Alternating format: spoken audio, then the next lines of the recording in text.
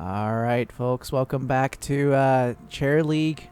We're doing Pro Division tonight with Booty Bay Strip Club versus Ben's awesome Mephistophelean friends, and with me as always is New Type. Welcome back.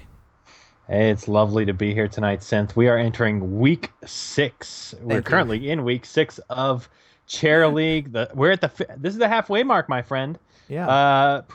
Chair League scheduled to go for 12 weeks up until the week of June 27th, and that is going to be it for this season. So we're at the midway mark, and both these teams indicative of that halfway mark. They've got some wins, they've got some losses, they've got some medals, and they got some bruises.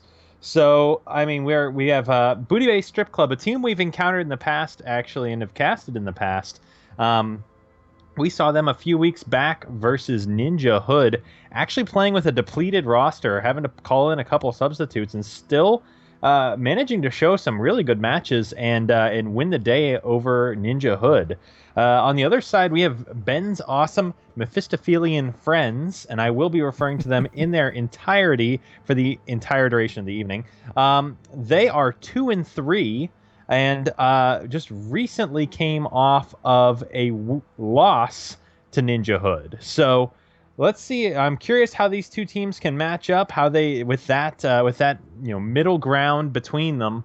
It's going to be interesting. Both teams have a long history with Chair League, placing back all the way to January in some of the first matches that were ever done. Booty Bay Strip Club finished season 1 with a record of 5-2, and Ben's awesome Mephistophelean friends finished season 1 also with a record of 5-2. Yeah, it should be an interesting matchup as always with the Pro Division teams. I mean, they're just best of 3. It's definitely a different setup against the other divisions. So always a bit of a exciting series, a little more of a matchup, if you will. Yeah, no, there's very few flukes in the Pro Division of Chair League. It's hard to get there to begin with, and you don't see very many blowouts or very many one-sided matches at this level of competition. So let's get right to the elephant in the room. There was a patch. There was a patch this week that did some things. Oh man, where do we want to start? do we want to start with the win rate on this mythical? This legendary patch, which has just changed everything. Oh my Cats god. and dogs living together. Yeah. Pure Okay. madness out there. Okay, so I guess Chromie's the big news, right? Or are you referring to the Nubarak? Well, Chromie, we can start with Chromie. Okay. So far, an absolutely abysmal release. She's sitting at the very bottom of the pile right now with a 31% win rate. Mm-hmm. We haven't seen an initial win rate that poor since like the Cho'Gall Lunara era. So you can chalk this up to a number of things. You can say that the character's overpowered. You can say that there are too many hard counters. You can say that this is a learn to play issue. Mm-hmm. I personally think that the character is underpowered. I think she has very, very poor HP, and it's not justified by there's very few escapes that she possesses to justify that little HP. And I think right now the hard counters to her are so clear and so well defined that unless you're getting like a really unusual last pick on Chromie, she's just too far easily countered by other heroes in the game. Mm-hmm. Do you think it's she doesn't have enough HP, or people haven't learned how to play her yet? I think it's HP. You think so? I think any assassin in the game can probably beat her in a one-on-one. I would venture that most of the warriors in the game can also beat her in a one-on-one. Well, I mean, isn't she designed to be like artillery mage? That's what they called her. Yeah, but in that case, I mean, Li Ming does what she does it more effectively, more consistently, and has escapes and means of mitigating damage that Chromie just doesn't have right now. Yeah. So it might be a compositional thing. Maybe we just haven't seen the right composition built around Chromie. But those sorts of heroes, those niche composition-based heroes like Asmodan and Siege Tank, Sergeant Hammer, those just don't seem to get very much mileage over these bread and butter like multi-composition heroes like Thrall or Zagara. Hmm. Yeah, it's it's It's frustrating. it's frustrating. I Yeah. think this is the first big sort of flop that they've had in a while. Hmm. So, huh. But I mean, Dahaka was also low win rate to start, and he's gotten up there, although Hmm. with a little bit of adjustments. So maybe, With some help, yeah. yeah, maybe she just needs a little bit of help. So So I mean, the other things. So I mean, there's so much to talk about with this recent patch. I mean, we have the ushering in potentially of the seasoned marksman meta. We're seeing yeah. so much. The regen master talent was nerfed to such an extent that a lot of people are talking about dropping it entirely. That the benefits of it are not worth the effort now, and you're seeing indirect buffs to heroes like Artanis who never bother with that talent or didn't have access to that talent. And you're seeing, what I'd like to see, or what I would forecast is, seeing two dedicated tanks a little more often. Seeing characters like Anubarak and Arthas, who got these huge, huge, huge boosts in this recent patch. Finding their way in with a more dedicated tank like Muradin or Johanna, or possibly even solo tanking. I'm very curious to see if the teams tonight pick up on those newly repolished heroes. Yeah, one of the things that we were reviewing earlier or a few days ago when it came out was the Tempo Storm top tier list. Mm-hmm. And one thing that I noticed was um, there's only one hero in tier S, Mm-hmm. and you know what that tells me? That tells me that that there's no overpowered heroes anymore. Well, there's only one. Like the thing is, like, if you're an S tier, you are picked or banned in every single game. You have to be. Mm-hmm. And if there's only one hero left in S tier, um, it's just that means that there's only one hero that's out of balance, in my opinion. And even the one that's on that S tier. So Mhm. many of you are probably guessing at this point if you haven't looked at it already. But unbelievably, my gut when we were first talking about this, unbelievably, my gut was, oh, it's probably Kael'thas. It actually isn't. On Tempo Storm's suggested tier list for the current patch, it is actually Illidan, who is the top tier hero in the game, who is the S tier hero in the game, Mhm. and I think part of that is due to the almost global reduction in stun duration that's come about with this most recent patch. I mean, the easiest way to lock down Illidan is to chain those stuns, and the easiest way to blow that Illidan up is to hit him with like a long duration polymorph, or an Uther stun, or some other reliable set it and forget it stun. And those had their durations reduced pretty substantially, Oh yeah. all across the board. Hmm. And I think that's really why the AA meta is coming back in. Mhm. It's a little less of the stun and then blow up, and a little Yeah. more of the well, especially oh my gosh, the change to executioner is just Hmm. so exciting to me. I know. mean, You think we're going to see an executioner comp tonight? We got I would be potentially three opportunities for it. Jimmy is going to be the big pick, in my opinion, if they're going to go for that. So we'll see if they pick a Jimmy up. Yeah, Uh, the I mean, Vala is still very strong. mhm. Falstad, as we discussed even last week, was sort of on the chopping block, and it looks like he's been pretty well. Sort of, he flew too close to the sun, my friend, and Falstad has fallen and broken himself, much like Icarus. So, yeah, I think Raynor is gonna become a more Raynor's gonna become a more popular pick. I think we're likely gonna see Vala, and characters that provide slows are gonna become a more valuable pick for teams. So, Mhm. Jaina, formerly was. Jaina, formerly was sort of at the bottom of the heap of the mages. Might that might become a more valuable pick now that Jaina can consistently provide those slows to characters like Raynor, or even a character like Thrall can get. No, am I thinking of the right one here? I know Giant Killer. No, I'm thinking of an entirely different combo. Forget me. Don't listen to what New Type says. New Type has no idea what he's talking about.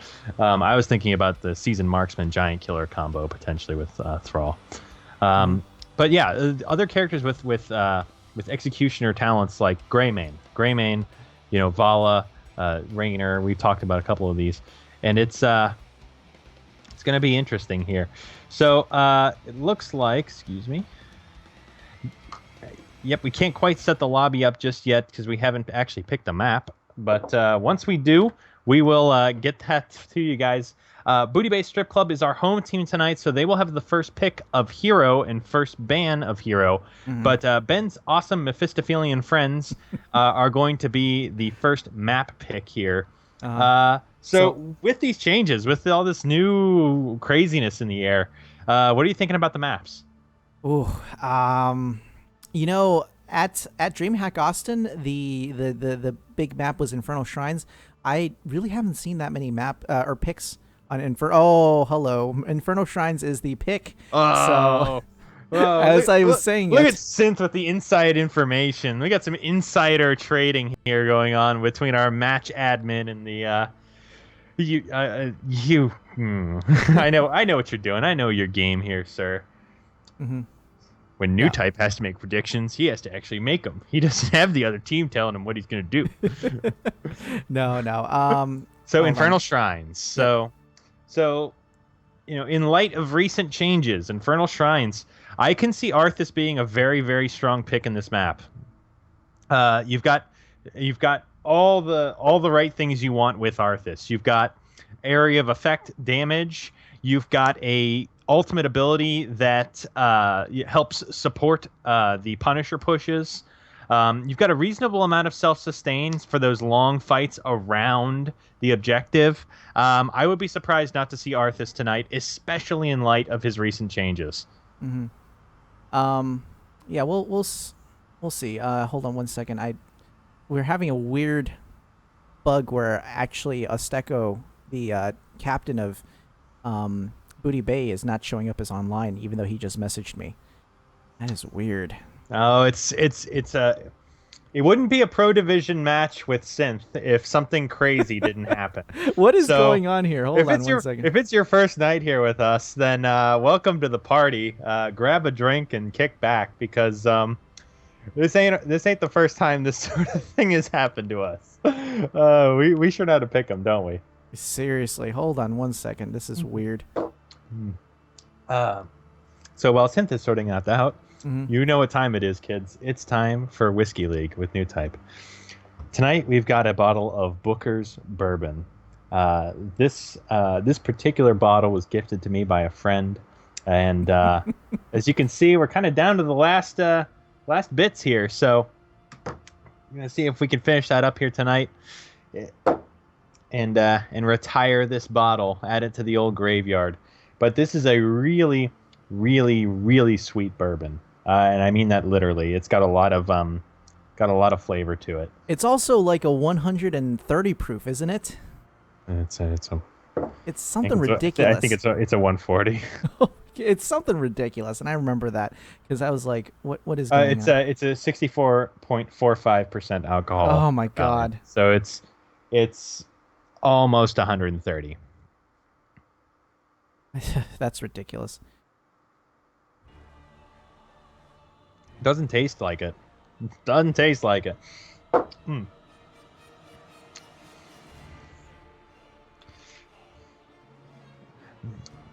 And no. Sorry, I'm just trying to get to this technical difficulties worked out here. Sorry. Oh, the chat is making me sad. Yeah. But yeah, don't worry about getting a second bottle of this, Mr. Rawars. If you haven't seen one of our streams before, I'm never without a bottle of something nearby, and I say that completely without any sort of self-esteem. All right. So let's talk about some other things real quick here. I mean, we've got numerous changes to tons of heroes all across the board here. For those of you who have not had a chance, Kerrigan was bugged and no longer is. That's been hot fixed out, and so Kerrigan is in the rotation here tonight and available for play. She actually wasn't last night. There was a bug with her battle momentum that basically let her cleave targets and reset super fast. But it was pretty ridiculous. You were getting insane numbers of combos off of Kerrigan. But she's good. She's fixed. She's back to where she usually is, which is unfortunately probably at the bottom of the pick list. But poor guy, poor girl, poor Kerrigan, poor Queen of Blades. Yeah, never to play with Jimmy ever again. No. But as far as other characters in the game, I don't know if we're gonna see Falstad tonight, buddy. We usually talk about how Falstad is a big competitive pick, and Falstad's got potential, and Falstad's got but tonight I don't know, bud. Yeah, I don't know. It's gonna be interesting. All right, and it does look like we've got at least all of Ben's awesome Mephistophelean friends in the lobby. So we got at least half the teams here together, and Booty Bay Strip Club should hopefully be pulling things together. Yeah, sorry, that's definitely some technical difficulties on the whole Blizzard side. This time not the people's fault. I still blame you, Synth. Okay, you're running this show. This is your party. Yeah, I know. No. No. Chat. I say this. I try and say this every week. Synth does all the hard work, and I just sit here drinking and yammering. So do give some love to Synth. He works real hard at this stuff, and I just get to sit here and laugh at him. So show him some love in the chat. Raise your dongers. Give him some kappas, and we'll get this show on the road very soon here. Yeah, just okay, we have the team captain already logging. I can finally whisper him again, but I can't invite him. Come on. So let's see here. There we go. All right, let's get this show on the freaking road. There he is. Perfect. Yeah. So let's see here. Let's see what else we got. So in terms of heroes to expect, curious if we're going to see Zagara. She got a slight sort of indirect nerf with the change to battle momentum, which is another big change in this patch. Battle momentum no longer affects heroic abilities. Battle momentum now only affects basic abilities. So characters that relied heavily on battle momentum for resetting their ultimate ability, like Johanna, the battle momentum Zagara build. Let's see, who else really needed that to stand out. Those two are ones that I play frequently that come to mind, but that's a big problem for a lot of those characters, dealing with the increased time between ultimate abilities, especially when Zagara takes Maw, and that's a big cooldown on that ability. Yeah, it's going to be a serious change, but I think Zagara's utility in Maw itself is still very powerful. She's still going to be a high priority pick. Well, as I mentioned earlier in the cast, I mean, Zagara is one of those characters. It's one of those heroes that can kind of just work all right in just about any composition. And oh yes, we got ourselves a full lobby. That's so lovely to see finally, and on time. I love it. And it looks like right now we are going to we're waiting on the draft interface, waiting for the teams to ready up in the draft interface. And once that's done, yep, we're actually going to have a game here. Oh my gosh. What is going on? We've never made it this far, dude. I don't know. Is this the first time? Yeah, no, this is. First be time. gentle. Be gentle. It is mine. No, but Booty Bay Strip Club has indicated that they are ready for the draft. We're just waiting on Ben's awesome Mephistophelean friends to indicate that they are ready, and we'll get this thing started. Absolutely. So Infernal Shrines, a really awesome map in my opinion. The fact that John Cena comes out is always a great pro in that. Um, oh man. After that Carbots episode with John Cena, I can't not hear that music every single time he comes out of the portal. So, but draft on. We're here. So first band goes to Booty Bay Strip Club. Who are you thinking? I think Illidan, right? Illidan. I think they're gonna ban. I think Zagara, still maybe. Kael'thas is still very, very weird, very scary. Even with the nerf. Yep, there it is. Okay. Even with the nerf to Sun King's Fury at 16, Kael and Tracer are banned out. Not too surprising. Those are sort of the standbys of the old. And there's Arthas. I love it. So, like I said, this is a great pick for this map. He's got the AoE. He's got the building lockdown. He's got, survivability. This is a great bruiser for this map. And I love that he's already immediately considered viable by Booty Bay Strip Club. Oh, he's so awesome. I was playing with him last night. It was just fantastic. The amount of control you have, the amount of slows you have, like it pairs very, very well with an AA heavy build as well, or comp. I mean, I feel like if you're Benz right now, you want to do something. You want to take away some of that oomph. I feel like this is where you want to steal a hero. Arthas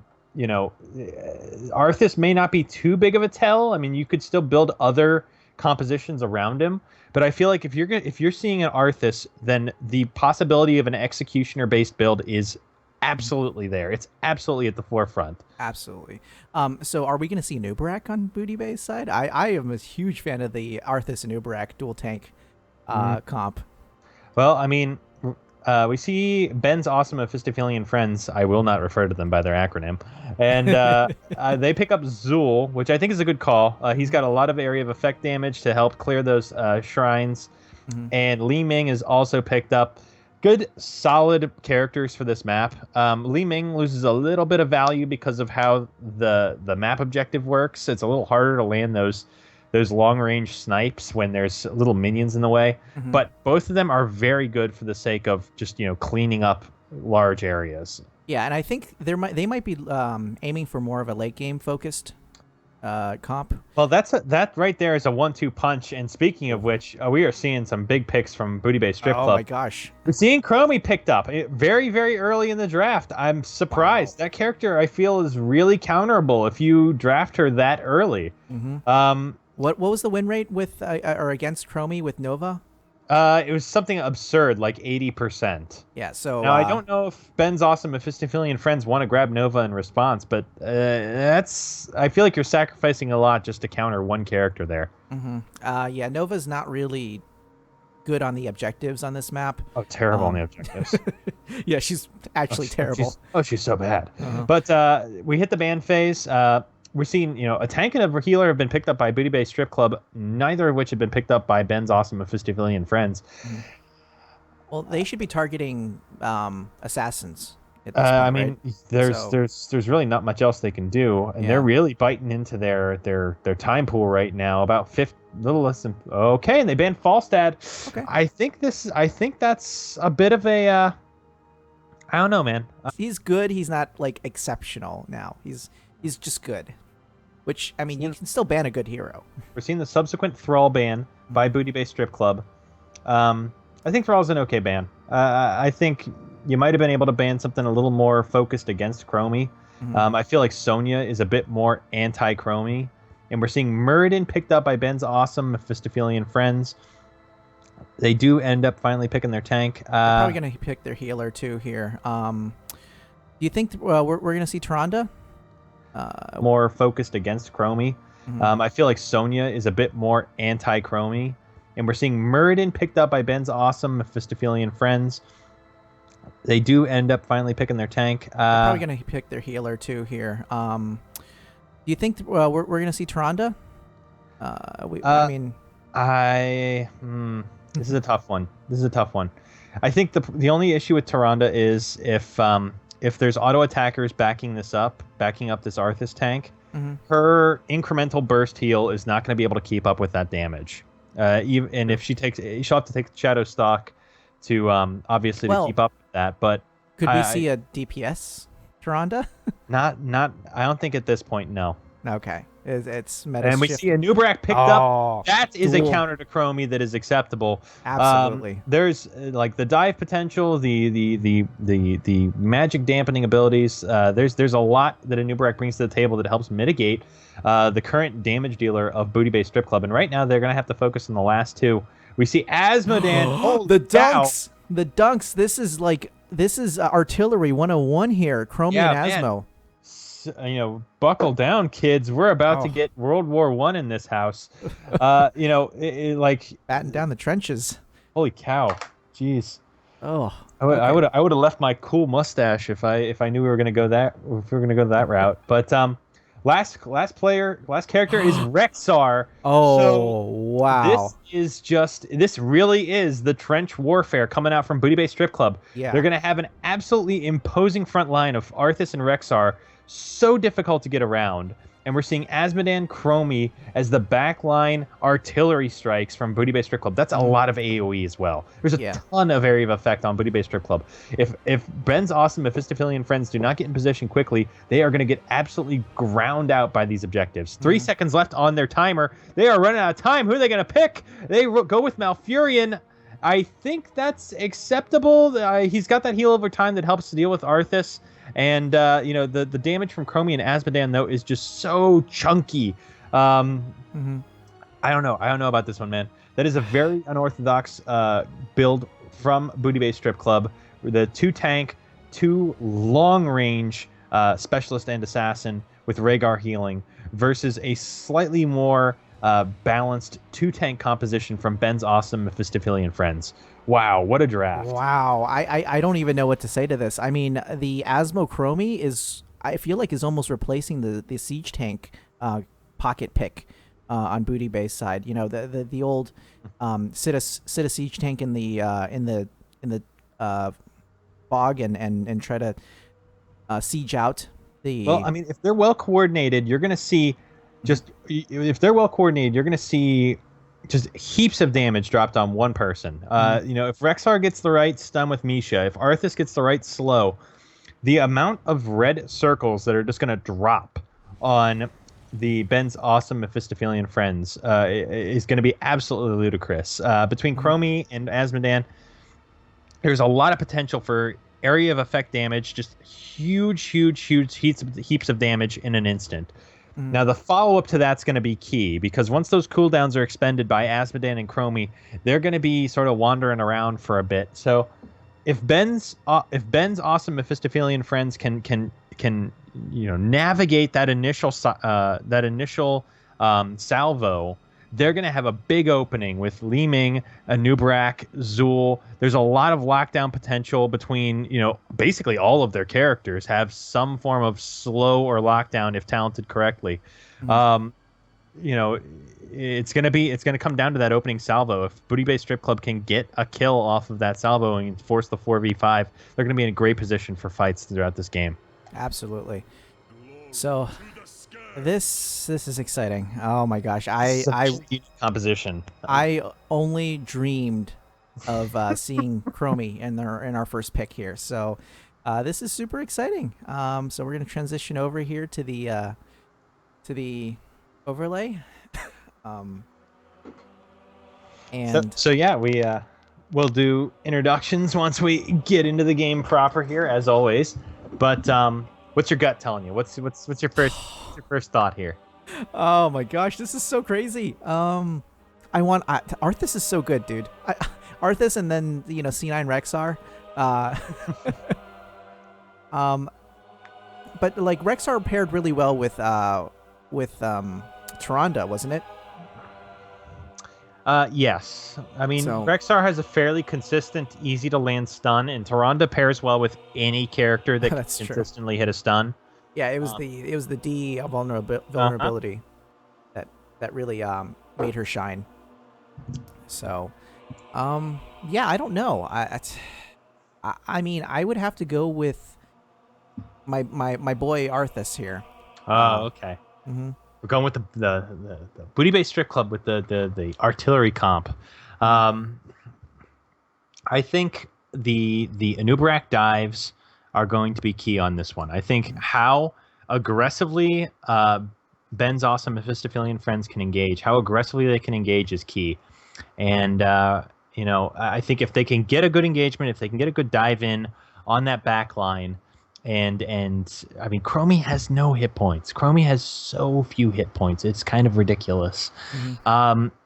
I think one solid Li Ming combo can basically OHKO Chromie. Like she has so little hit points.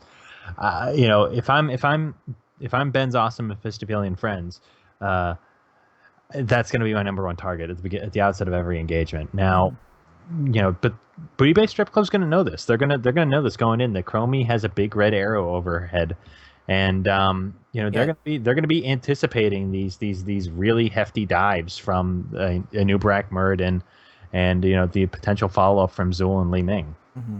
I think Rexar having Misha as an additional. We got a pause here. There Yep. might have been a. Oh, 3-2-3. Oh.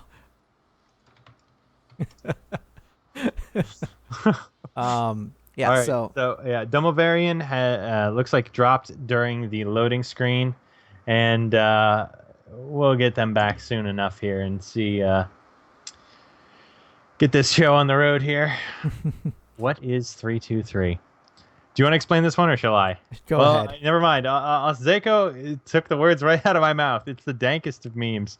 God, I can't remember what teams it was. Oh, never mind. Zeko is going to do it for us. There was a pause during a pro game, and one of the observers just randomly said 3-2-3, and and the chat went totally nuts because typically observers don't say anything. Mm-hmm. Yeah, I don't know if my overlay is actually showing the chat, so we'll see how this goes. It was the game up to that point had been super one-sided, and there was the pause, there was the 3-2-3, and then the game swung completely in the opposite direction. So yeah, so 3-2-3 is Illuminati for pause and throw the game, but God damn it! Yeah, what is a game here without some sort of technical difficulty, right? It's definitely Chair League Night with Synth, because our game is starting half an hour after the start time, and players are not present. All sorts of fun, all sorts of weird BS going on here. In-game chat's just having fun. They're hamming it up big time, and we like seeing that. Mm-hmm. A little bit of friendly banter. Looks like this game's going to be settled with a rock paper scissors match. So. Oh, okay, never mind. Oh. Okay. Typically, a countdown like that means you're about to start the game back up. So, FYI, guys, don't do a countdown when the game's paused. Please. They're probably not listening to this. Nope. So, and also, I said, I can't type to them. I'm an observer. Yeah, I'm just a fly on the wall, my friend. No. No. Observers cannot interact with the actual game. Only the referee can. Oh, okay. I should have known that. I did not. Unfortunately. What I've seen with her is the builds generally focus around improving the Q, actually. Giving the Q penetration, giving the hang on, let me wait a second. Yeah. Giving the Q tossed around with her. I've only played I think one game with Chromie, unfortunately. What I've seen with her is the builds generally focus around improving the Q, actually. Giving the Q penetration, giving the hang on, let me wait a second. Yeah. Giving the Q penetration beyond heroes, giving it extra range, etc.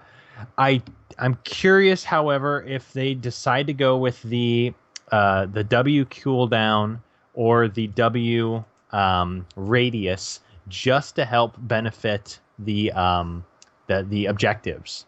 Giving yourself more AOE, giving yourself more more consistent damage Mhm. to help clear the objective out. This may be the build that we see Chromie take may not be the build that gets that sort of becomes the standard in the meta. This may Mhm. be tailored specifically for this map to help grind through the minions that you have to kill at Mhm. the objective. I was just thinking, because her Q does not hit minions, or maybe the objective minions either, maybe she's going to be sitting on the outset, targeting into the objective and Oh, actually doing some serious most damage. most definitely. Hmm. Like the issue frequently with Li Ming on this map is one minion in the way at the objective completely ruins your abilities, completely ruins your combos. The exact opposite is the case for Chromie in this instance, where none of her her Q does not hit non-heroes. So Chromie can freely just huck that thing right into the objective and expect to get damage out of it. It's going to be a big pile up at those shrines. Hmm. And her W gives her a good area of effect at a very long distance, and her Q gives her a straight line skill shot that does a lot of damage and doesn't have to worry about hitting those minions. Yeah, it. Like I said, definitely an artillery, format for her, and I think on this map particularly, there's a definite benefit for having, that particular aspect. Um, what do you think, about the Asmodan pick, though? Do you think that they're going to try to, pull him up first, or do you think there's a different quest that they're going to be? I think you're going to see a taste for blood, style, uh, stacking style Asmodan on this one. There's a lot of potential for just good wave clear between Arthas and Chromie. Mhm. The rotation potential between, if Chromie does not one shot a minion wave at level 1, she does like you know all of their HP -1. She almost kills a minion wave with her W at level 1. So Chromie rotating with Asmodan should be enough to actually let that Asmodan really accelerate getting Taste for Blood stacks in the early game. I'm wondering if that's sort of part of their core strategy, if they're just going to be rotating Chromie and Asmodan in the early game here and having Rexar, Rhaegar, and Arthas sort of manage the lanes a little more directly. Yeah, that would be definitely a, great strategy. I know, Arthas, his wave clear is one of the best in the game. And as is Asmodan. I mean, that's going to give them so much, soak as well. Hmm. It's going to definitely help. I mean, again, that's why, I'm going with my boy Arthas as my favorite pick here. And I So mean, Ben's awesome Mephistophelean friends. They're no slouches for wave clear. They've got Zool. Li Ming is okay, but Malfurion, Muradin, and Anubarak do not have the kind of area of effect wave clear that Arthas, Rhaegar, Asmodan, and Chromie do. mhm. Rexar a little less so. He's not quite. He's probably on the the Muradin sort of a Nubarak level on wave clear, but we're gonna have to see if Booty Bay Strip Club can take advantage of the potential for fast rotations. They've got a lot of potential there. Yeah. Yeah. The Malfurion, honestly, with the AOE route, it's going to be dangerous. If you lock down somebody, if they get caught in that, it's not only root, it's also sight. I mean, you're giving people sight in that root area. So, um, being able to just, restrict, The movement area, the movement mhm, area, yeah. the rotations a I little bit. Yeah. I I was I this mer the Malfurion. They came right down to the end there. They picked Malfurion with like 0 seconds left. Hey, there we go. Hmm. All right, we're back. So, So Domavarian is back, mhm, and I think we can get this thing started back up in a second here. mhm.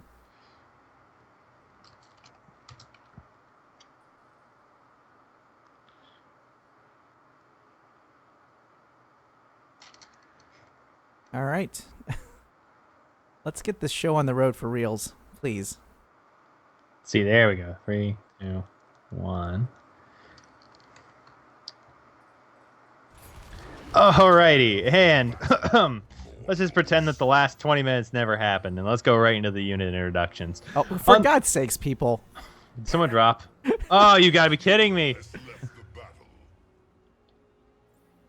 A hero returns to battle. Okay, I heard the returns. There we go. Murden is back. Okay, so in the left-hand side, in the blue corner, we've got Booty Bay Strip Club. We've got Zeko on the Chromie, Aqualad on Rhaegar, Domavarian on Rexar, Battle Pope version 2 on Arthas, and Boop Doop on Azmodan. On the right-hand side, in the red corner, playing for Ben's awesome Mephistophelean friends, we got D-Diver on Zool, Frazzlehoon on Anubarak, Yellowtail on Murden, he's back, and Torino on Malfurion. We've also got Brian792 on the Li Ming. Mm-hmm. I'm surprised there's no 232s. 323s. 323s. Illuminatus. Illuminatus. Names out here, but that's all right. So Ben's awesome Mephistophelean stacking up in the middle here, looking to get a little bit of early damage in, and it looks like they are just going to retreat to the various lanes. We've got Frazzlehoon and Torino going bottom. Torino's coming back to mid, and we're seeing D-Diver going to top. Paired up against Domavarian and Aqualad. That's going to be a tough one, even for Zool to win. Yep. So Chromie's going to be in mid here, doing a lot of smoke control here. And and Asmo's doing his global BS here with his general in mid, pushing hard to try to support that. It looks like they're doing the normal rotations 4-1. And like I said, you've got Arthas and you've got Azmodan doing rotations, and that is going to pay huge dividends in the late game as we go on here. All right, look at the talents real quick. I think there's a problem with my overlay. Hold on one second. Uh-oh. Oh boy, go freaking figure. And attention, everybody. For the for the first time ever, we are actually using Ollie's wonderful overlay. So we're getting used to the various different buttons and on this. So bear with us real quick here. This is our first time using this one, but take a look at the talents real quick here. We did see Taste here. Sorry about that. That was really weird. Freaking everything is just breaking. So this time around, we are actually coming back into the actual game here.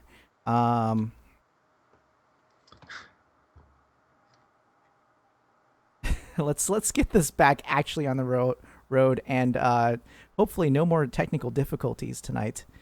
Freaking just dad jokes.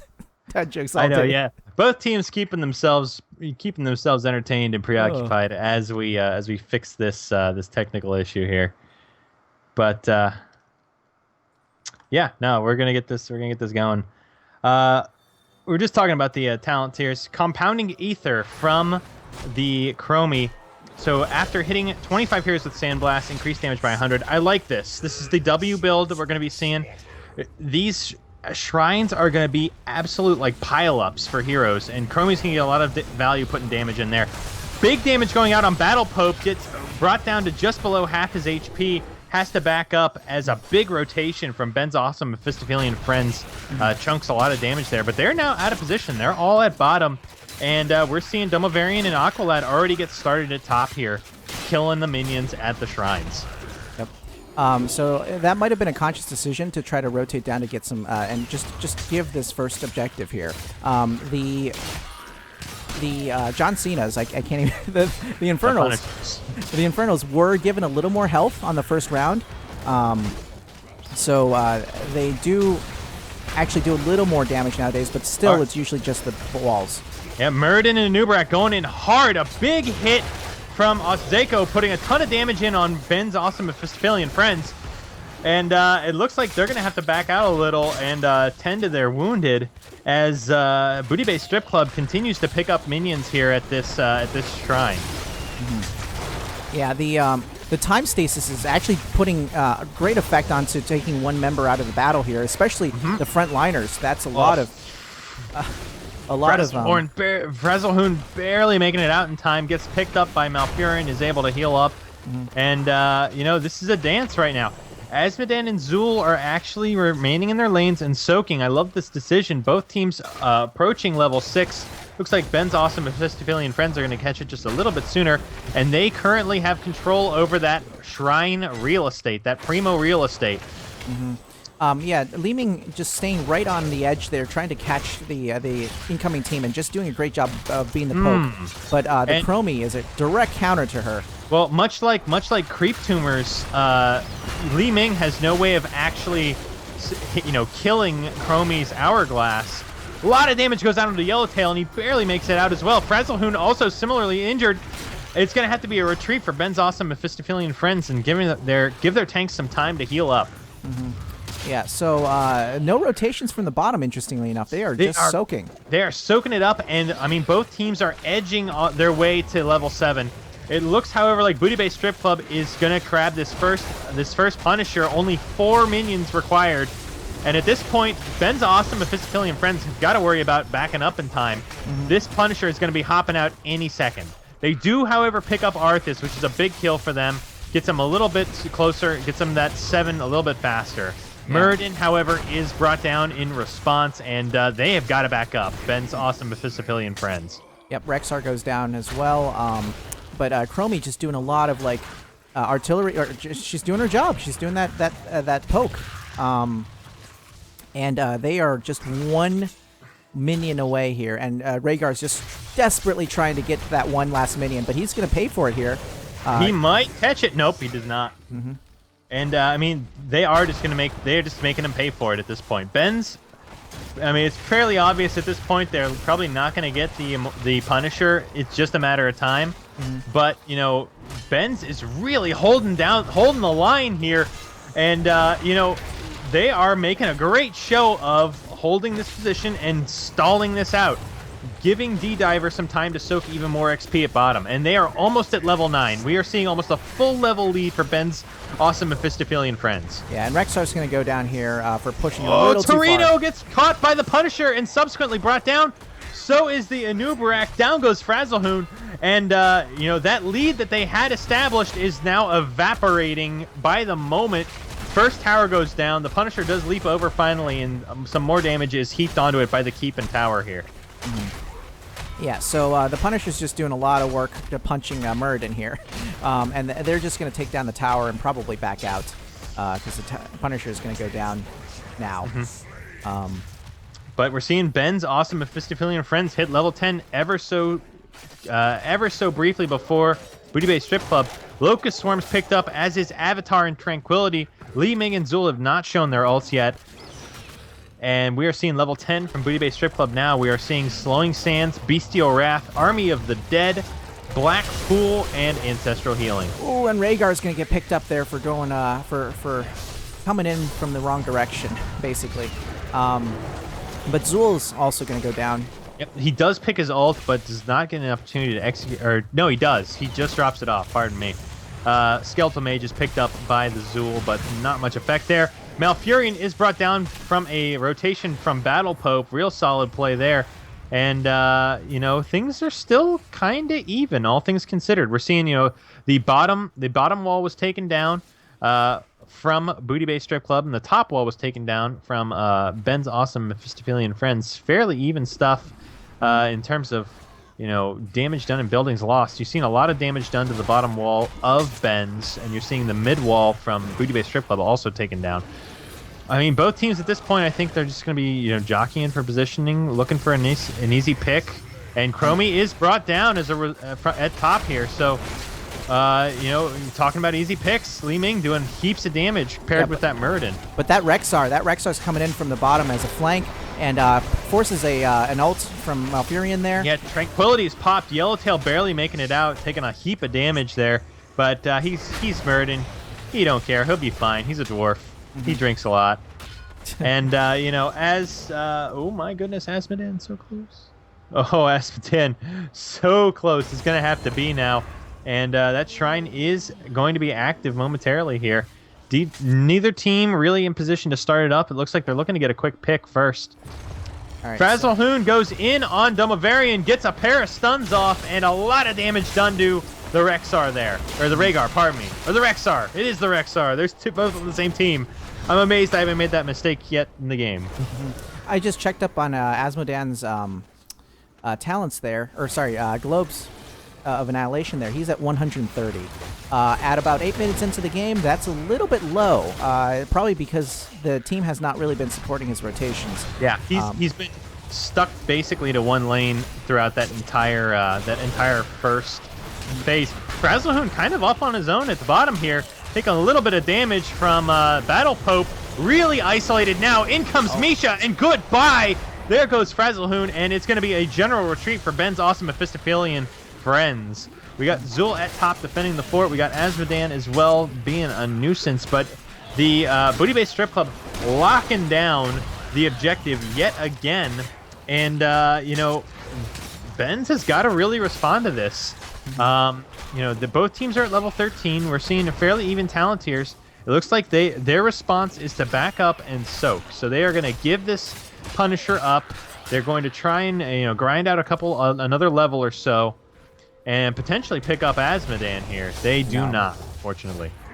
Yep. So Booty Bay definitely picks up the Punisher here and is going to push a little bit with it. The rotation is coming. It's in mid right now, and they're trying to actually pick up Chromie. They get her. Yep, they got her. Lack of escapes from Chromie, real problem there. And again, we see D-Diver staying in mid to soak, and nope, he does decide to rotate down and join the rest of his team. Battle Pope really exposed here. Tons of damage going on him. A clutch Ancestral comes out from Aqualad, and that does turn the tide. Torino taking a lot of damage from Misha. That bear don't care. And it's Anyman's game right now, while we do see Baby Bay Strip Club start to dip low. Down goes Rexar, and down potentially goes Arthas. This is really close. And Battle Pope does go down as well. The Punisher is completely ignored in favor of getting some quick team kills. Big damage coming from that dunk. Dropping Torino and D-Diver low there, though. Yep, so... That Punisher, though, went through the first fort, went all the way to the keep structures, even brought the keep wall down. So that was a lot of damage. That was a lot of damage that Punisher put down. That's a dangerous trade there. I don't know if I necessarily agree with that decision to leave it alone and to push there. It definitely cost them the potential XP lead that they would have gotten. That bottom keep is that's dangerous right now. Asmodan can go and start poking that thing down relatively soon here. It looks like he's focusing on that top fort, but the option is there for Asmodan to swing around. Mm-hmm. So Booty Bay's gonna push a little bit with their minion wave there. I think capturing the middle wave. Actually, you know what? They're gonna go and start painting the map blue. And a good choice at that, because the opposing team is doing just that. Yeah, the opposing team is pulling a Bob Ross. We're seeing the landscape just get laid out here, and blue team. Hang on one second here. No, it is blue team does get the top fort. That's exactly what they're looking to do. Asmodan's been chipping away at that all game, and like we said, they're painting the map blue at this point, and Ben's awesome Mephistophelean friends, they're looking to undo some happy little accidents. Yeah, see all those towers? They want to undo those. But Ben's right now. What they got going for them, they are fairly tightly contained. We got all 5 members of both teams, in mid, rotating towards top. They are going to have to deal with this bruiser push coming from Booty Bay Strip Club, or that thing is going to grind its way all the way through to the. It's going to grind its way all the way through to the end of the game if they're not careful here. Yeah, so they're going to clear that and then head up. And they have enough time, and they actually have a counter push going as well.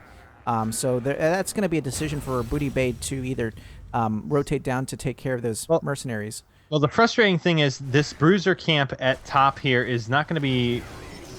And Chromie picked up again.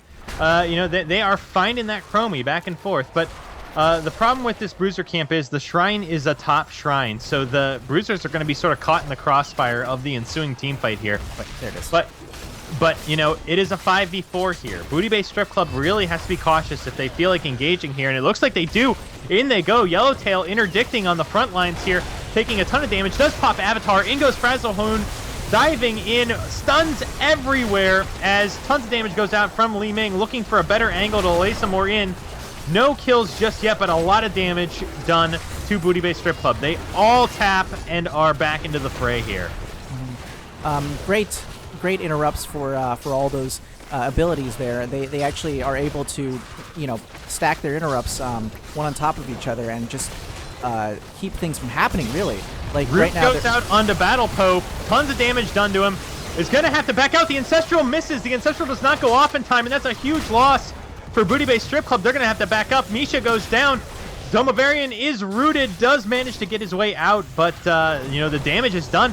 And 2 counter kills, however, brought, you know, in quick succession by Booty Bay Strip Club. We see Muradin going down, and we see Zul going down as well. So, you know, what looked like a solid, you know, a solid push from Benz actually turns around on them very, very quickly there. Yeah, it was that Chromie coming back in, actually. The Chromie coming back in really really turned the tide of that fight. It became quickly became a 4-on-3 after Chromie came in and it just annihilated the load. I don't like going back in here. I don't like going back here. This is so dangerous. The Chromie damage is so deceptive because of the insane amount of range. You don't see her, but she sees you, and she will damage you. Brian does go down, cannot escape that bear. And now it's looking real ugly for Ben's awesome Mephistophelean friends. It's gonna be another Punisher potentially in favor of Booty Bay Strip Club, and you know that this thing's gonna be knocking on keep structures. This thing's gonna be knocking on the door of keeps. Yeah. So Benz is actually making a decision to go take the keep in mid, and perhaps even take Asmodan here. Take the fort building. But they decide quickly to turn back because the rotation. They gotta hurry. They gotta hurry. Booty Bay Strip Club is on the warpath. Torino, you saw that stutter step of as Torino takes a heap of damage and is brought down. Yellowtail trying to bail him out, takes a ton as well. May also go down. Oh my gosh, he is so close to being dead right now. Oh boy, that is a very dangerous situation to be in. And yeah, that rotation was just a little low, and that, oh my gosh, that globe doing so much damage. Great jukes coming out of Yellowtail there. Oh my gosh. Did he take that? Did he take that hit or did he jump it? I couldn't see really. Which one? The globe? Yeah. No, the globe was taken. That globe hit and almost brought him down. But we're seeing a big split push here. The Punisher bringing down the wall at the top keep. Booty Bay Strip Club bringing down the bottom keep, and this game is firmly in their hand as they hit level 20. Yeah, this is very dangerous for Benz here, having lost the keep at bottom. Frenzy of Kalimdor from the Rexar. Tons of slows from the Misha. Even easier setup for the Chromie and Asmodan skill shots. We're seeing Legion of Northrend. Tons of sustain coming from the Arthas. Past and Future Me. I love this talent from Chromie. Anytime she casts her Q, she drops a clone. And that clone will always cast another Q in whatever direction or, you know, to whatever target she does. So really, really, really compounding the damage of Chromie here. Interestingly enough, the Regen Master quest has not been completed for either Rexar or Anubarak. And that's probably actually a serious detriment on both sides. In terms of the sustain. It looks like Anubarak did just complete his Regen Master, and Hunter-Gatherer is just now finishing for Rexar. We're so close. And a huge fight going out. Taking huge damage. Zul's brought down from a big dunk there, and Brian is not long for this world unless he teleports, does manage to get it off. Chromie is exposed, though. This is a very tender backline, and Brian does go in, does catch Ozeko. Aqualad also injured, and does manage to get out, but at what cost? While probing that back line, the entire front line of Ben's awesome Mephistophelean friends crumbles. Muradin is brought down, Malfurion is brought down, and it's now going to be Frazzlehoon that's brought down, and this may be game here as Brian barely makes it out, but only prolonging the inevitable as Dumbavarian's Misha claws him down. And that's a dangerous situation now for Ben's awesome Mephistophelean friends. Now, they did catch 2 members of Booty Bay Strip Club, so I don't know how much damage they can expect to do right here, but they're going for it anyways. Boop, doop, dropping the black pool, getting the lasers, firing the lasers, and the core has begun to drop. 70%. Zool is up and running. Malfurion will be behind shortly. 50% on the core. And I think that's all she wrote. Game 1 is going to go to Booty Bay Strip Club with the artillery composition. Wow, that was one heck of a game right there. Just so much damage, so much impact from Chromie. You know, we were talking about how she was questionable, but she definitely shows her ability to make an impact there. They picked her off occasionally in the early game, but towards the late game there, I felt like they never got the clean diving kill that they wanted. Mm-hmm. You know, that last engagement, they got the kill, but at the expense of the whole rest of the team. And suddenly they're behind enemy lines, 2 on 4 at level 20, 22, 23, wherever they ended up being. 21 it was actually. Mm-hmm. And, suddenly it's like, oh, great. Now we've used all of our engagement tools. We used all of our dives to get this Chromie. Mm-hmm. And now, how do we get out of this situation? We don't. So, very, very interesting game. Very interesting composition. I feel like a harder engagement composition from Ben's awesome Mephistophelean friends might have benefited them more. I think the Zool was a solid idea. I think Li Ming was okay. I would have liked like a Leap Sonya or another engagement to support the Anubarak and to support the Murden but to provide the damage. Mm-hmm. Yeah, it's. I mean, in terms of overall, damage, people are bringing up the Chromie. They're correct. It was not nearly as much as the Asman. It wasn't nearly as much as the Li Ming. And I don't know. I don't know if I felt like the Chromie was really a game changer in that one. Mm-hmm. I mean, she definitely did make some impacts on the on some of the. Sorry, I had to move off of the overlay here. 1 second. Let's do that. Okay. Sorry, guys. Yeah. If you look at her damage numbers, I mean, she's up there. She had her 4 deaths, but she was. She had middling assassin damage, which I for a committed like no escape, like high cooldown, like damage dealer. Mm-hmm. You want to get some mileage. You want to get some value out of a committed damage dealer like that. So I feel like the Chromie was played. The Chromie was played, fairly well. I just, I'm not certain about the character just yet. I'm not sold on Chromie just yet. Mm-hmm. Yeah, I mean, we definitely did see it work out in their favor. I don't know. I feel like there's the map pick. Mm-hmm. So we're gonna be seeing Battlefield of Eternity here. So give me one We've second. seen this team on this map before. Mm-hmm. We've seen this team on this map before. Do you remember what they picked on that map? No. You? If I'm not mistaken, on that matchup they played a double support composition. Really? Mm-hmm. Or were they ahead of the meta here?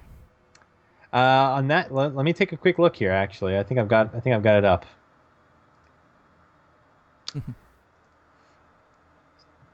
So on that map they played.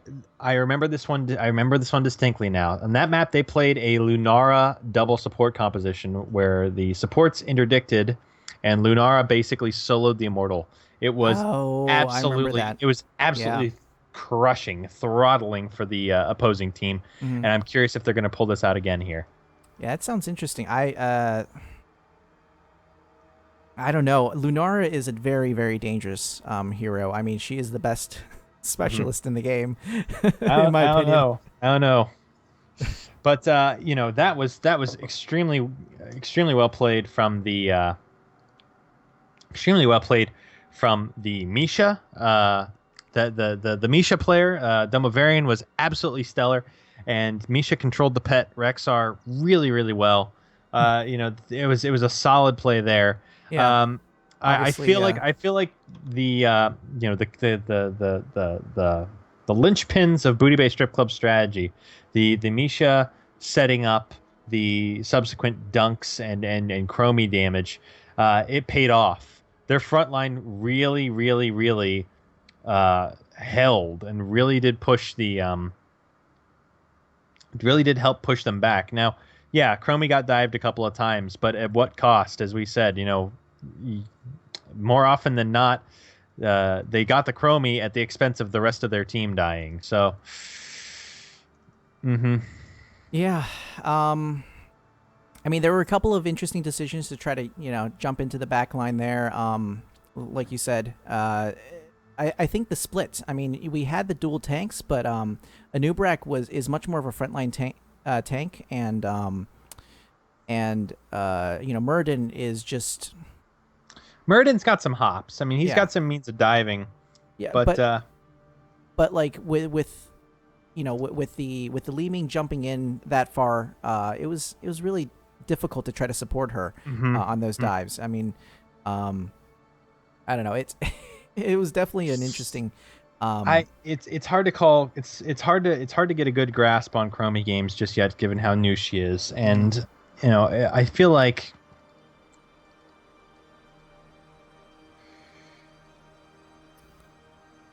Yeah. It's really hard. You're right.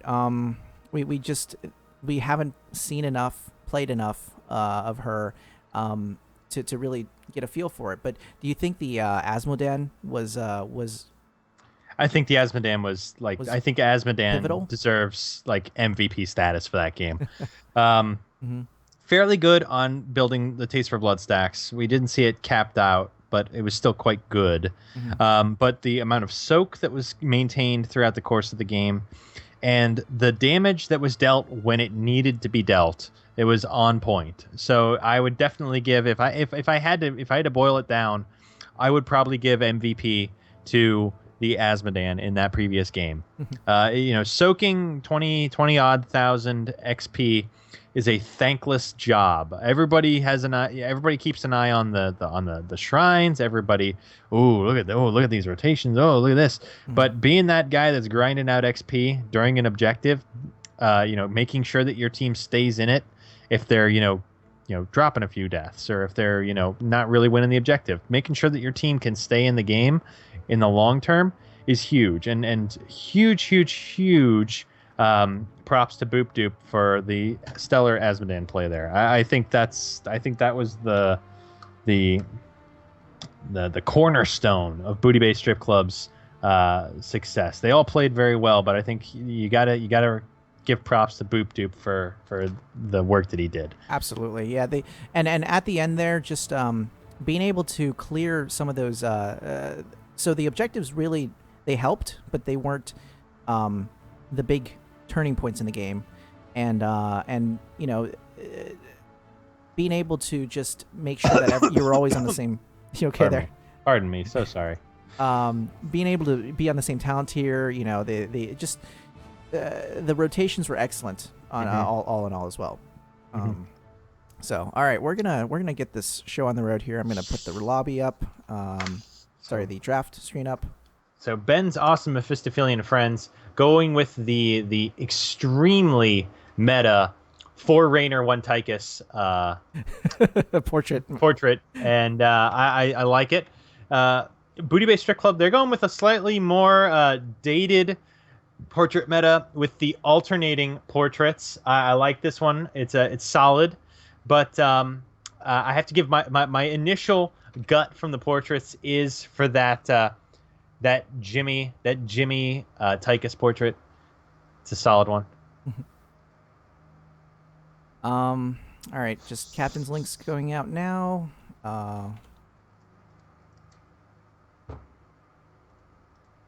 And hopefully no more technical difficulties. Please. I'll tell you right now, partner. If I drop, go on without me. Okay. So Booty Bay Strip Club, since they are the home team, they actually got to pick the map. Correct? They got to pick the map? That's correct. And because they were first ban last game, they are that's going to flip this game. So Ben's awesome Mephistophelean friends are going to have the first ban and the first pick. Booty Bay Strip Club has indicated that they're ready. We're waiting on Ben's, and we'll see what comes of this. Battlefield of Eternity, my friend. What are you thinking? Ooh, BOE, two-lane map, definitely, definitely, allows for some interesting comps, interesting lineups. I don't know, man. This is one of those ones that we could see a Cho'Gall, we could see we could see those T4, T5 heroes. Those really goofy situational heroes can actually work on this map. Yeah. Abathur. I'd like to see Lunara. Oh yeah, of course. I mean, Lunara. I feel like Booty Bay Strip Club has Lunara in their pocket and are ready to use that character. The damage she can put out is just absolutely absurd. I mean, she's better at killing buildings than basically anybody. Her wave clear after level 10 is absurd, and the damage she does to non-heroic targets like the Immortal is obscene, which is why we jokingly refer to her as the best specialist in the game. Yeah. She kills buildings better than actual heroes that are like made to kill buildings. It's crazy, but she gets that assassin tag because Blizzard likes classifying things like dopes. But I think we're still waiting on Ben's for the draft to start up. So they're taking their time. Who do you think is going to get banned out in this one? I think Kael'thas is again going to be on the chopping block, and I think Tracer is also again going to be on the chopping block for this one, buddy. I mean, if they ban out Tracer, I really do. You think we'll see Cho'Gall picked here? I don't think so. Okay. I don't think so, buddy. I think Cho'Gall's. I would be absolutely terrified with Cho'Gall right now because all the characters that have Giant Killer that would be picked against him also have like a lot of the other recently buffed talents, like the Seasoned Marksman change, giving being folded in with Berserk would give you a huge synergy against Cho'Gall if you took Giant Killer. But Seasoned Marks is so hard to get on this map. Like this is true. You're correct. This is true. But I mean, I wouldn't like Cho'Gall on this map. Cho'Gall is too. He's weird. He's weird. He's weird. Yeah, you're right. He is weird. I just think a lot of the characters that recently got buffed are competent Cho'Gall, like competent against Cho'Gall, like Anubarak. Anubarak can take Cocoon and completely mitigate Cho'Gall for like ages for like an eternity in this game. Yeah, absolutely. I think with how popular Anubarak is now, and with the prevalence of auto attack characters in this new sort of like with the executioner changes and with the other various like the other changes to the game that have happened recently. Oh God, I can't use. I'll use my words eventually here. And we do see Kael'thas and Tracer banned out. That was quick. Yep, that's not a surprise there. Like you said, Ben's awesome Mephistophelean team. Who's their first pick, buddy? I don't know. Thinking Zagara potentially. She's always good on every map. She really still is good. I mean, that Maw is just great. We see Li Ming picked. Li Ming is fine on this map. I actually really like Li Ming with actually really like Li Ming on this map with what's it called? With Fireflies. And we see Arthas and Zul also picked up by Booty Bay Strip Club. I mean, Arthas is good right now, mate. You can't get around it. Arthas is really freaking good. And Booty Bay Strip Club is gonna use that. They are gonna make the most of that Arthas pick. Absolutely. It's they were really good with him. Oh my gosh. Um, How dare you insult the Lich King? No, it's all right. Yeah, they were really good with Arthas last game, and the wave clear from him was absolutely phenomenal in terms of contributions. So we're seeing a Tyrande pick by Ben's awesome Mephistophelean friends. Are we going to see a second support in this draft? I wonder. I think so. Tyrande just she has been buffed. She was buffed to be able to solo heal, but she's still hard to play. I think you have to, given the battle momentum changes. Mm-hmm. I think you have to have a second healer. If you're going to go solo heal and you're going to go Shadow Stalk, with the change to battle momentum now no longer affecting your ultimate cooldown, Shadow Stalk's going to be coming up less frequently, and Tyrande with just her Q for a heal is a absolutely abysmal solo healer. You do not want to be relying on that level of a cooldown to bail your team out. Mm-hmm. Muradin is picked up by Ben's awesome Mephistophelean friends. We're seeing Li-Ming Muradin again. They seem they're holding to very specific picks. I mean, we're seeing Booty Bay Strip Club with the Arthas as well. So who are we seeing banned right now? Does Booty Bay Strip Club ban out? I mean, do they? I feel like you can't assume a second support. So banning another support here might be a little, might be jumping the gun. Mm-hmm. I mean, they could ban out Rexar. Oh wait, no, Rexar was on the other team. I'm sorry. Yeah, I don't know. It seems. I mean, there's hesitation on Booty Bay Strip Club as well. It seems that they're really in deliberation on this one. They go with Tassadar. Okay. So they are banning Tassadar to help restrict the 2 support. They are anticipating that. I mean, that's one of the most frequent, consistent, and effective pairings is Tassadar and Tyrande. Mm-hmm. And we're seeing Rhaegar subsequently banned out by Ben's awesome Mephistophelean friends. And, Booty Bay Strip Club, they have their tank. Mm-hmm. Well, they played very well with Rhaegar last game. I mean, Rhaegar definitely had a couple of choice ancestrals that really really affected the fights. I like banning Rhaegar on this map simply because the Lightning Shield provides him with an additional source of damage to help bring down the Immortal. Mm-hmm.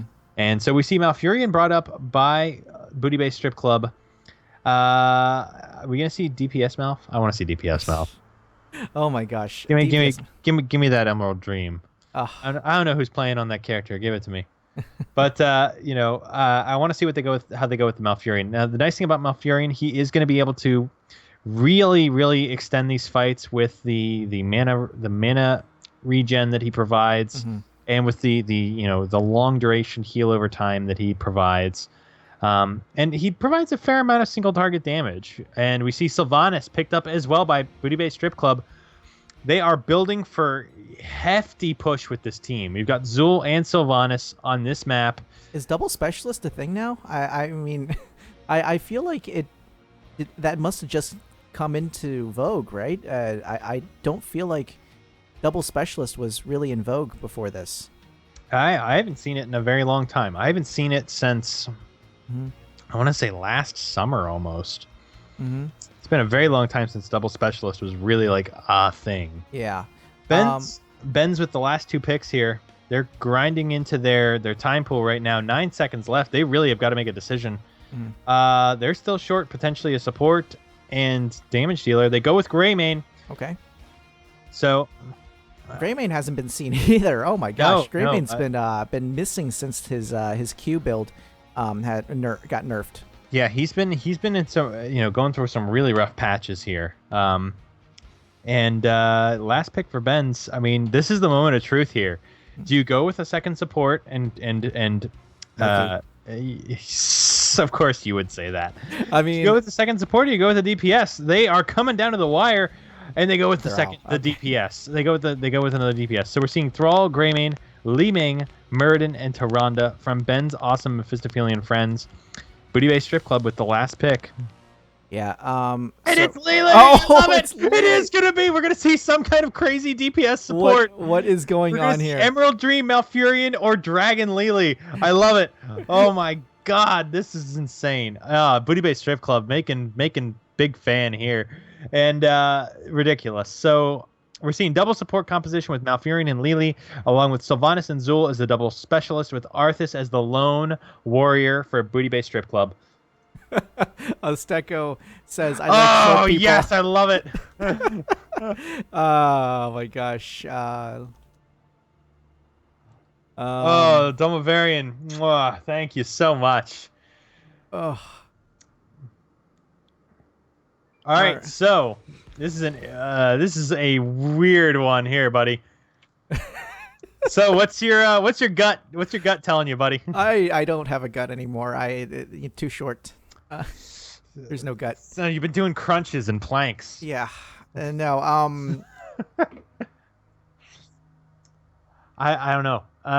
Ben's I feel has the more rounded composition, but Booty Bay Strip Club, they are just going to be able to just outlast, I feel, whatever comes their way.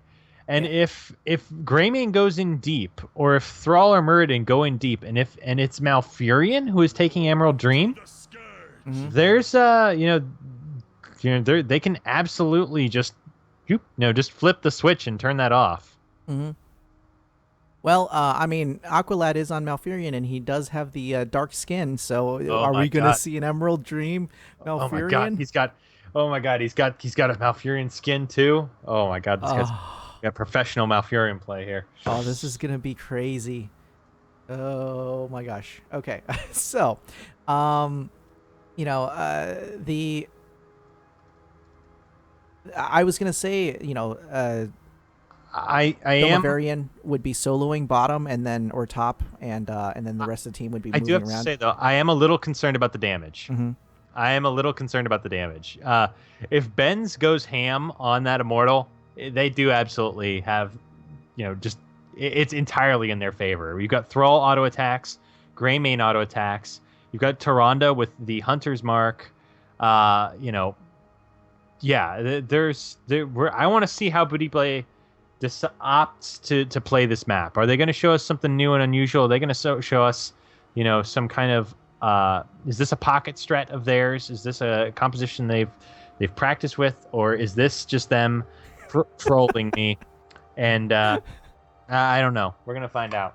There are no trolls here. There's just pandas and pandas and druids. All right, almost here. Almost getting, almost ready. Do you have any thoughts on the picks? Any predictions on alts? I don't know. I think there's a lot of potential for a crap load of burst from Ben's awesome Mephistophelean friends.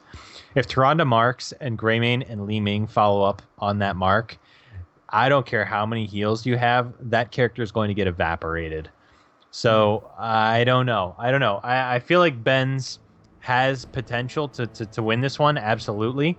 I would even say from strict compositions, it favors Ben's. But Booty Bay Strip Club played that last map so effectively, so dominantly. You have to recognize, just the danger of how well they're playing these characters. Absolutely. So, Tyrande's going to be a serious problem though with her D. If she goes a pure support, support and Hunter's Mark based build, so it's going to be pretty dangerous. We'll go into this when we get further and when we get into the game, but we're seeing a role switch from Ben's awesome Mephistophelean friends. We are seeing Torino, I missed that second R before, on the Muradin this time, tanking. And we're seeing Yellowtail on the Tyrande. Those roles were initially reversed in the last game. So, in the left-hand side here, in the blue corner, playing for Booty Bay Strip Club, we're seeing Ostzeko on the Lili. I love it. Aqualad on the Malfurion. Domavarian on Sylvanas. Battle Pope version 2 on the Arthas yet again. And Boop Doop on Zul. On the right-hand side here, in the red trunks, bouncing off the walls, we've got Ben's awesome Mephistophelean friends. We got D-Diver on the Greymane. Brian 792 once again on the Li Ming. Torino on the Muradin, Yellowtail on the Tyrande, and Frazzlehoon on the Thrall. So they're looking for a fight in mid here. Nothing shows up. Booty Bay having none of that. Yeah, they're looking to maybe capture somebody rotating down, perhaps to look, but I don't think they're going to be. There's no bait for it, you know. Yeah, they're not taking it. Booty Bay Strip Club's just going to start opening things up. They drop a can of whoop ass on that first line, and you know, they're going to try a 5v4 here. Benz is looking for a quick pick. Oh, the Malfurion reveals everything. The jig is up, and it is a rumble at the top here. Tons of damage going out on Brian and Battle Pope, but it looks like that ambush really was for naught, as we see Frazzlehoon rotating bottom to help deal with the Zul push. So poor Frazzlehoon being relegated to the to the solo laning. Thrall's about as good a solo laner as you could ask for. Yeah. I think Thrall's a pretty good setup against Zul in this situation. Oh, here. no, I'm definitely a good setup. I was just saying that last time around he was on Anubarak versus the Asmodan solo laning as well. Yeah, is it these two, like, again? Yeah, no, it's the tale of Boop Doop versus Frazzlehoon. Both of these matches, they've been up against each other. Li Ming trying a little cheeky play there from the top, trying to flank it a little bit, but Greymane taking a lot of damage going out on D-Diver, but he actually baits the Battle Pope into the fray. He gets hit by Yellowtail's stun and brought down. So a nice little pickup there. Surprisingly enough, though, even with the kill, Ben's awesome Mephistophelean friends is actually still behind on XP.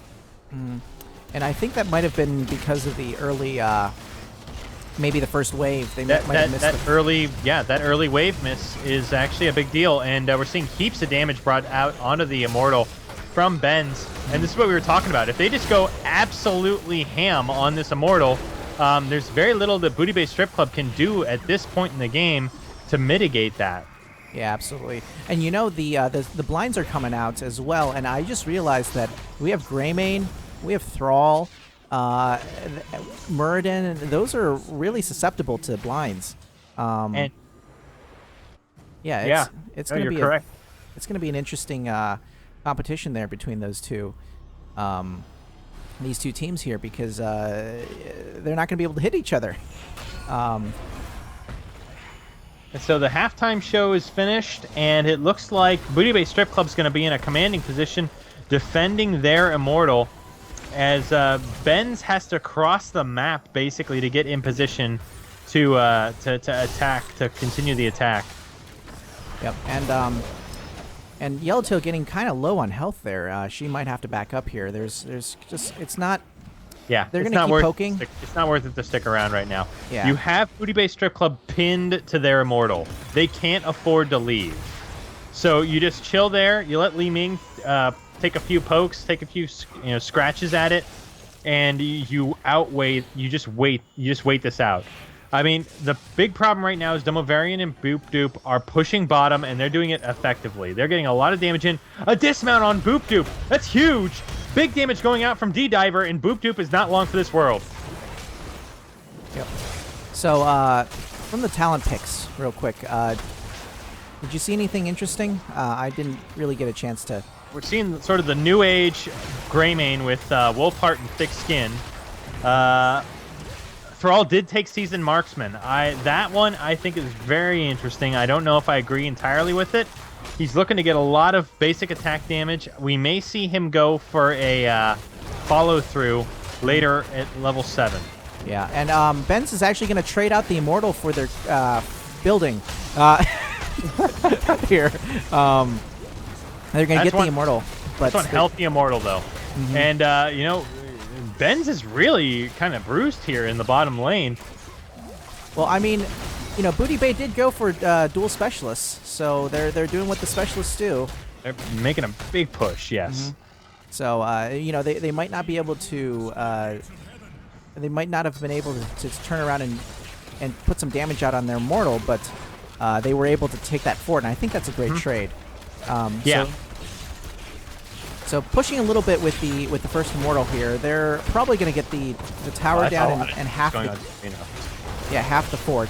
I don't think they're going to get the entire fort down. I don't think so either. Not with 2 members at top. They really needed a 4th man at bottom here to make it work. And it looks like Brian's sort of indecisive, trying to figure out where to go. It looks like he's going to be staying at top. And it is going to be Frazzlehoon that potentially is coming back to bail the team out at bottom. No. Yeah. No, they're going to rotate all the top and see if they can take Boop Doop down again. I mean, he's not Asmodan this time around, but I don't agree with this. I don't agree with this bruiser timing at all. They're going for bruisers. Oh, jeez. I don't like this bruiser timing. They're checking to see if Booty Bay is grabbing theirs.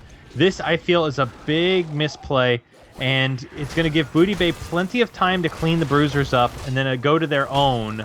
Oh, they're going for theirs right now. Wow, what an interesting turn of events. I feel like these bruisers are very, very early. I feel my gosh. And Domavarian is just getting... I don't know what she was doing rotating there. I think she was trying to support the bruisers a little bit, but she got picked off as a result of that.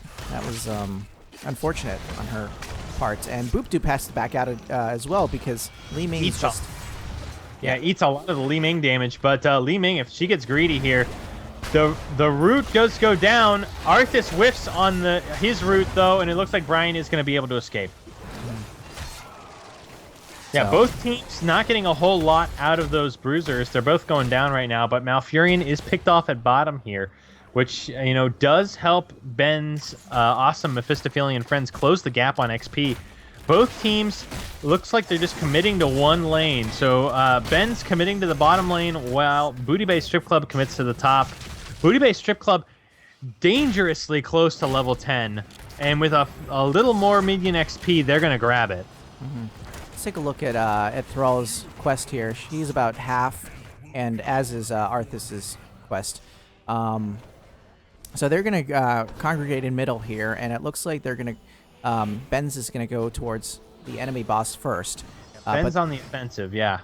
But they're actually going for a pickup here at top. Yes, they do a lot of damage to Lili, but the Emerald Dream comes out! The level 10's just in time! We're seeing Jug of a Thousand Cups, Twilight Dream, Wailing Arrow, Army of the Dead, and Poison Nova. The alts come out, and it is a rampage for Booty Bay Strip Club. Ben's awesome Mephistophelean friends decimated, and it's only the Li Ming. Brian, trying desperately to get out of that fight, does so with a scant 200 hit points as Booty Bay Strip Club pushes forward. Oh my gosh, what a push. I mean, this is just setting up for the mortal here. They're making a great conscious decision to push with their minion wave here and just and take down as many buildings as they can. Taking advantage of that dual specialist comp and just being able to do so much damage to the buildings. Especially with Sylvanas. I mean, Sylvanas is just doing a great job of just enabling those minion waves to soak as much shots as possible. But here comes Ben's. They're going to come in. They have level 10 now. They picked their ults. We're seeing both. We're seeing a lot of diving in and a lot of damage dealt, actually. And Greymane does go down, and that is going to be a serious issue as Yellowtail and Frazzlehoon are also going to be brought down as a result of that. And, it's got to be sound the retreat for Ben's awesome Mephistophelean friends. Once again, Brian 792. He's not going to be able to make it out this time, though, as Dumavarian does catch him, and the trap is closing around Brian 792. That engagement results in a full team wipe, and D-Diver only just now getting back up along with Yellowtail. And this is spiraling out of control for Ben's awesome Mephistophelean friends. Yeah, what went wrong there? They dove in. I saw a lot of damage dealt to both the Muradin and the Greymane from an area of effect spell. Mm-hmm. They were stunned and subsequently chunked by and I think that helped set up the Greymane kill. And once the Greymane went down, a huge source of burst damage was gone from Ben's, and they just unraveled. Mm-hmm. Yeah, I saw a lot of damage taken early during that fight, that invade, and that was scary. That was scary to stay in. And this split could not be any better for Booty Bay Strip Club. They have Sylvanas. They have a big, angry, almost full shield immortal pushing at bottom. D-Diver doing his darndest to drop that thing, but I don't know how long it's going to take, and I don't know how much damage it's going to be able to do. And the push at top is just absolutely unstoppable, as Emerald Dream does go out in a pivotal moment when the heals are needed, and 2 characters brought down, Li-Ming and Tyrande. Torinro barely making it out in time, and Frazzlehoon also going to have to retreat. Wow, that was so much. Oh, so the double silences from Sylvanas and Malfurion, just doing a ton for the tempo of each fight there. Just basically keeping the team from being able to do anything. Yeah, no, they needed those heals desperately in that retreat, and they were nowhere to be found. So that is a serious blow to Ben's awesome Mephistophelean friends. The first keep is brought down, the second keep hanging on by a fingernail as Booty Bay Strip Club invades and steals Ben's Bruiser camp. And they're just going to rotate down and cap this keep. Yep, just take out both keeps, have the intense pressure of the catapults pushing in both lanes. Keeps down before the 12-minute mark. Absolute domination right now by Booty Bay Strip Club.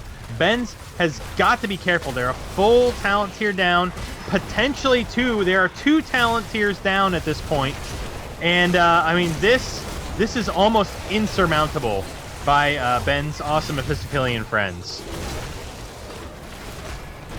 Yep. Desperation Sunder comes out from Thrall, does manage to survive, and we do see Tyrande also brought down. I mean, Booty Bay Strip Club is just picking them apart at this point.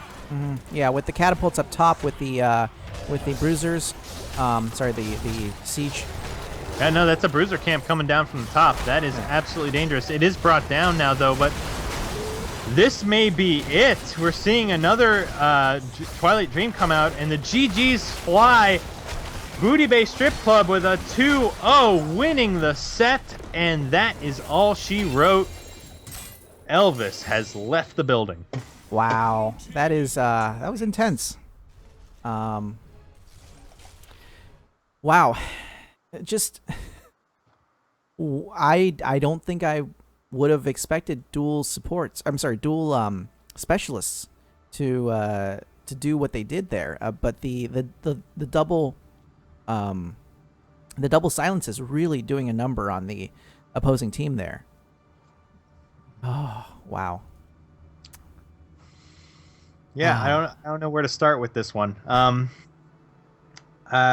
don't know where to start with this one. So, Ben's awesome Mephistophelean friends taking sort of a safe composition with Thrall, Tyrande, Muradin, Li-Ming, and Greymane.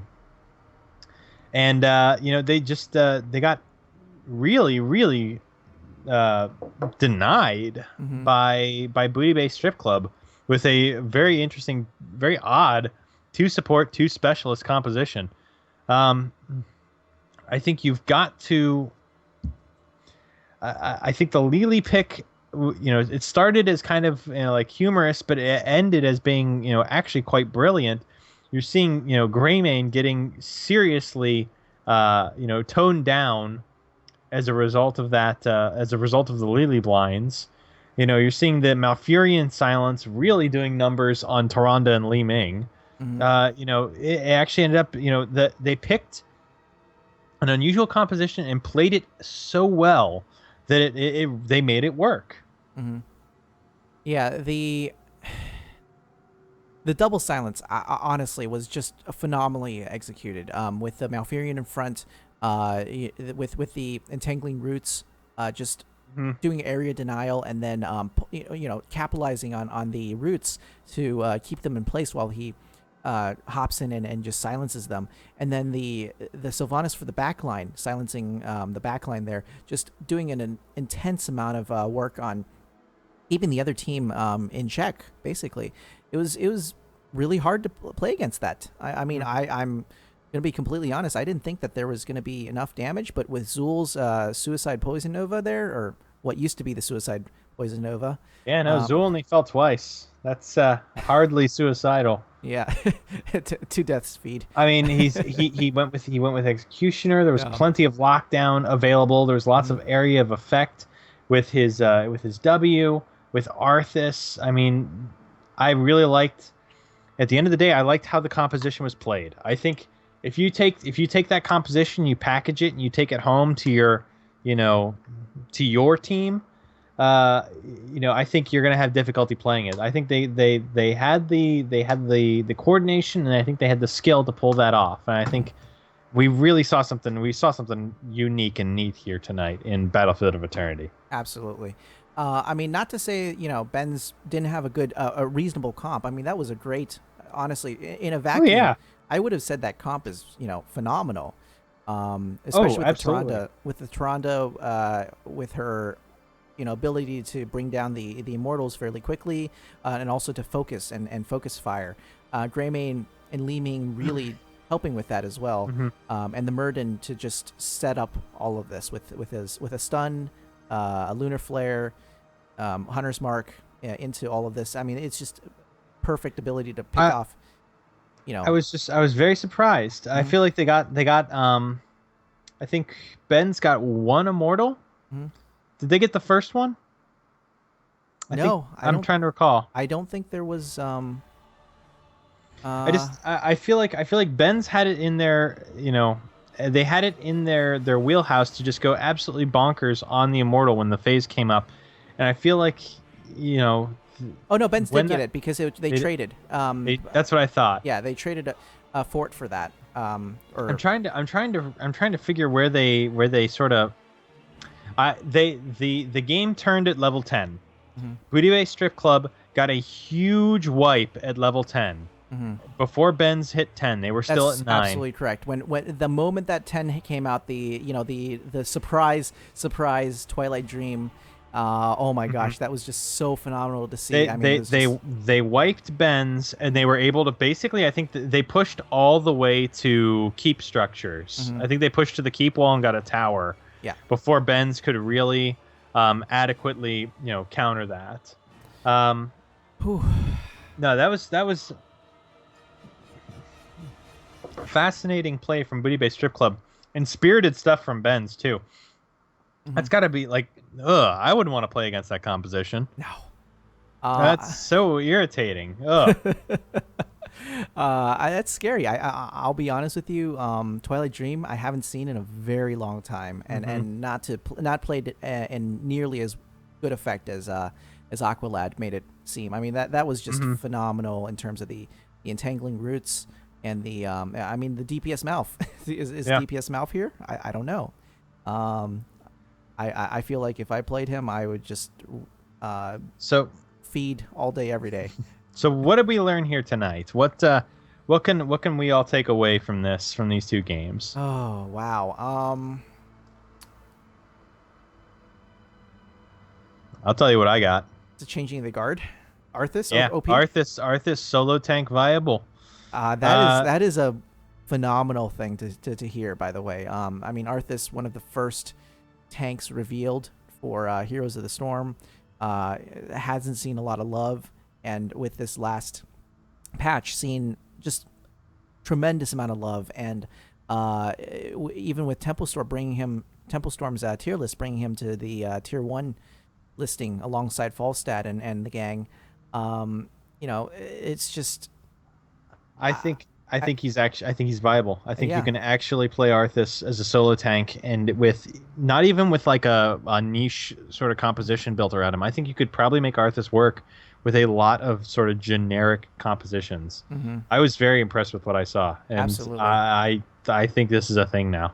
His build is actually exactly the same one I was playing last night as well. So I'm a big fan of this particular build, because it's so tanky. It's your log coil, so your death coil, has an increased range, and it also heals you for additional 100% of the damage dealt at 7, and then your Army of the Dead just keeps you up, and you really don't need a healer. I mean, Lili, isn't a targeted heal, and so he didn't need him. He didn't need one.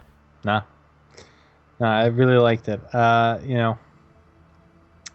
I mean, what else can we take away from these games here tonight?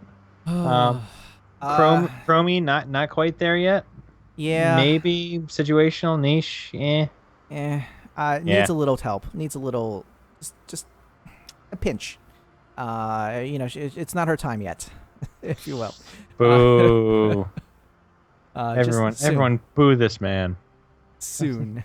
Soon. She's not in the right timeline just yet. Those time traps are extremely dangerous, though. I can definitely see. I mean, they have the potential to be as dangerous as Abathur mines. I think the time trap is getting played sort of the same way that Lunara's Wisp is getting played. Mm-hmm. I think a lot of people are focusing a lot on the damage and are kind of forgetting that it's like there. Mm-hmm. I don't know how to describe it. Yeah, I mean, it does give you sight around it. It acts like a wisp, so it is a bit of a ward in that sense, as well as the fact that they're stasis for a few seconds, so they give you a few seconds to respond to that situation. The problem being, they're also immune to damage during that. And I think that's the part that people aren't comfortable with yet. Mm-hmm. People are so used to stuns, just letting everyone just drop, just like, all right, there it is. Yeah, that's the target. Yeah, Commence the gangbang. No. But seriously, I've seen a lot of traps, time traps dropped in the middle of battle, and that's not really where necessarily you want it. It can block a skill shot if you're like really that desperate. Yeah, it's true. But putting it out to flank, perhaps to catch a flanker, to catch that Leeming that's sort of flanking you from top or bottom, from behind the wall. That's where I feel like the real power of Chromie comes in, to be able to handle these flanking maneuvers at these either objective points or the lanes. There's a lot of potential there. It's just she needs a little bit of help, and people still need to get used to her abilities. Like, her area AoE sand is picked often, but being able to do the time travel thing, the other alt, being able to capitalize on that would be something phenomenal. The amount of skill required, the amount of teamwork required for that is just, I don't think is just quite there yet. But I see the potential for that to be as powerful as Stitch's hooks and making giant plays. Mm-hmm. So well, thank you all tonight. Any last words? Sorry to put you on the spot there. Okay. Thank you all for tonight for coming out. Sorry for the late start. We had a lot of technical difficulties. Hopefully we won't see any more of those. But I swear, man, one of these days we're gonna get a Pro Division game and it's gonna go so perfectly. One of these days it's gonna go perfectly. All right. So have a good evening, and we'll see you next week for perhaps another game. Perhaps. Yeah.